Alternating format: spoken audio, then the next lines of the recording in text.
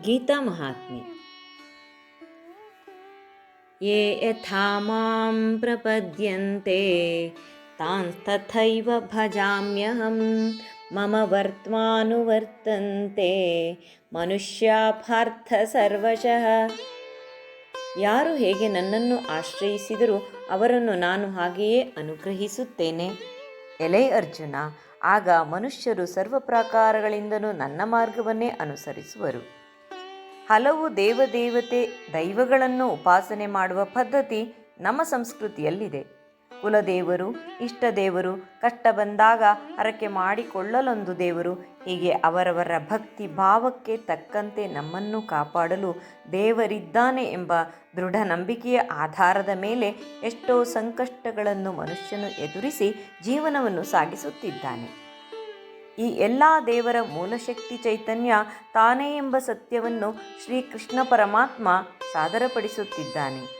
ಹೀಗಾಗಿ ಯಾವುದೇ ದೇವತೆಯನ್ನು ಆರಾಧಿಸಿದರೂ ಆಶ್ರಯಿಸಿದರೂ ಅದು ತನಗೇ ಸಲ್ಲುತ್ತದೆ ಎಂದಿದ್ದಾನೆ ಭಗವಂತ.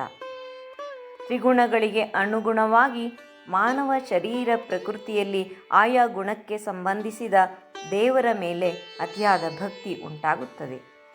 ಆ ದೈವ ನಂಬಿಕೆಯ ಬಲದಿಂದ ಮನುಷ್ಯ ಧರ್ಮ ಪಥದಲ್ಲಿ ನಡೆಯುತ್ತಾನೆ ಹಾಗೂ ತನ್ನ ಕಾರ್ಯ ಸಾಧನೆ ಮಾಡಿಕೊಳ್ಳುತ್ತಾನೆ.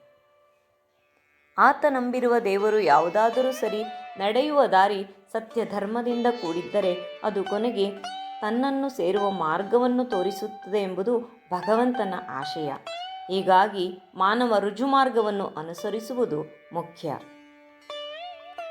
ಸರ್ವದೇವ ನಮಸ್ಕಾರಂ ಕೇಶವಂ ಪ್ರತಿಗಚ್ಚತಿ ಎಂಬಂತೆ ಯಾವ ದೇವರನ್ನು ನಮಸ್ಕರಿಸಿದರೂ ಅದು ಕೊನೆಗೆ ಶ್ರೀಕೃಷ್ಣನಿಗೇ ತಲುಪುತ್ತದೆ. ಎಲ್ಲದರ ಅಂತಿಮ ತಾಣ ಶ್ರೀಕೃಷ್ಣ ಒಬ್ಬನೇ ಎಂಬುದು ಸರ್ವವಿದಿತ. ಎಲ್ಲರೊಳಗಿದ್ದು ಎಲ್ಲವನ್ನೂ ನಡೆಸುವ ಪರಮಾತ್ಮ ಅವನಿರುವಾಗ ಅವನಿಚ್ಛೆಯಂತೆ ಬದುಕು ನಡೆಸುವುದಷ್ಟೇ ನಮ್ಮ ಕೆಲಸವಾಗಲಿ. ಆಗ ಬದುಕು ಮಂಗಲಮಯವಾಗುವುದು.